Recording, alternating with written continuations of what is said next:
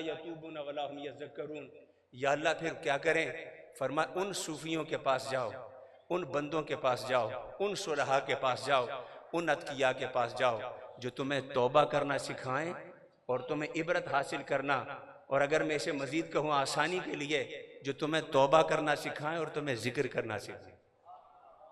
توبہ سیکھو، توبہ، اللہ کا ذکر سیکھو، چیزوں سے عبرت حاصل کرنا سیکھو۔ یذکرون، یہ دو علاج ہیں جو خود خدا نے بتائے ہیں۔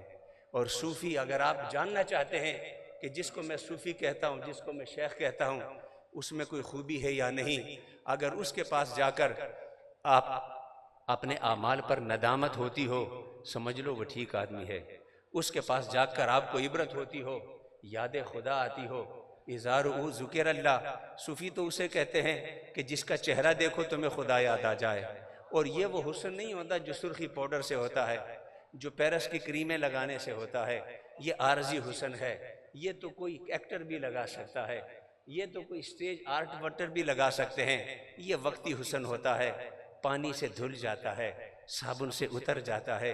اذا رؤوا ذکر اللہ، ایسا حسن ہوتا ہے، چہرہ اسے دیکھتے ہو اس کا، آپ کو اس کے چہرے پر انوار الہی کے جلوے نظر آ رہے ہیں۔ یتوبون یذکرون، صوفیوں کو پہچان کی ایک علامت بے شمار علامتوں میں سے جو آپ کو توبہ کرائے، آپ کو ہر بار نذرانے کا نہ پوچھے، آپ کو ذکر پہ لگائے، آپ کے کاروبار اور بزنس کی ذکر نہ کرے، جس کی مجلس میں پلاٹوں، گاڑیوں اور کاروبار کی بات ہو، خدا کے لیے اسے صوفی نہ سمجھو۔ دنیا چھوڑ کر آخرت کرنے اس کی بارگاہ میں گئے تھے، تو وہاں بھی اگر پلاٹوں کا کاروبار ہونا ہے تو پراپرٹی ڈیلر کے پاس جا کے بیٹھو، اس کے پاس کیوں بیٹھتے؟ اس کا علم اس سے زیادہ ہوگا۔